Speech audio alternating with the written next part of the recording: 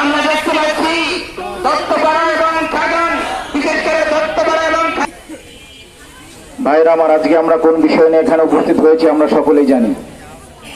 এটাও আমরা খুব ভালো করে জানি, আমাদের খুব ভালো করে জানা, এই 56,000 বর্গ মাইলে মাত্র 2% হিন্দু, ঠিক কিনা? মাত্র 2% হিন্দু। এবং হিন্দুদের মধ্যে ইসকনের মধ্যে অনেক তফাৎ, অনেক পার্থক্য। হিন্দু আর ইসকন এক নয়, আলাদা আলাদা। অসংখ্য হিন্দুরা আছে ইসকনকে পছন্দ করে না। বাংলাদেশে যতগুলি মন্দির দখল করা হয়েছে, এই মন্দির দখল করে তারা ইসকনের মন্দির বানিয়েছে। বাংলাদেশের সনাতনী ভাইরা যারা আছেন তারাও ইসকনকে পছন্দ করে না। আমি শুধু বলতে চাই, 2% হিন্দুরা মিলে 90% মুসলমানের কলিজার মধ্যে আজকে আগুন জ্বালিয়ে দিয়েছে।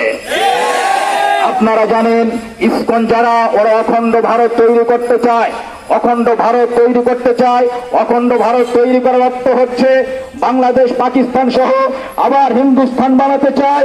আমরাও বলি, তোমরা যদি অখণ্ড ভারত বানাতে চাও, রাম রাজত্ব তৈরি করতে চাও, রামের রাজত্ব কায়েম করতে চাও, আমরা মুহাম্মদের রাজত্ব কায়েম করতে চাই। দিল্লির রাজপথে আবার কালোর পতাকা উড়বে, মোদের ভীতি খুলে ফেলা হবে। যে দর্শনকে তোমরা খেলে, যে ধর্ষণকে নারীদেরকে নিয়ে খেলনায় বস্তু পরিণত করেছ, তোমরা জানো না ধর্ষণকে কেন্দ্র করে ইস্পানে মুসলমানের রাজত্ব কায়েম হয়েছে। ধর্ষণকে কেন্দ্র করে হিন্দুস্তানে মুসলমান প্রবেশ করেছে। ধর্ষণকে কেন্দ্র করে তালেবানদের উত্থান হয়েছে। আবার ধর্ষণকে কেন্দ্র করে দিল্লিতে কালিমার পতাকা উঠবে। সুতরাং তোমরা আমাদেরকে রাস্তায় নামাবে না। আমরা খুব ভালো করে জানি, মুহাম্মদ রাসূলুল্লাহ বলে গিয়েছেন, এমন কোন বাড়ি বাকি থাকবে না যেই বাড়িতে কালিমার পতাকা উড়বে না। আপনারা কি কালিমার পতাকা উড়াতে চান? উড়াতে চান?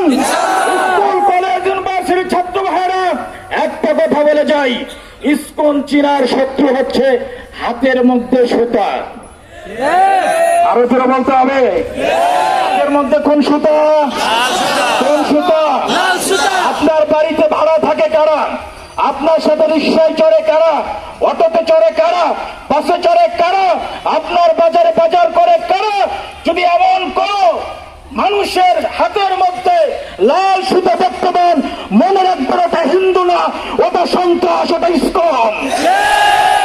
মনে থাকবে তো? পরিচয় মনে থাকবে তো? আল্লাহ বোঝার তৌফিক দান করুন।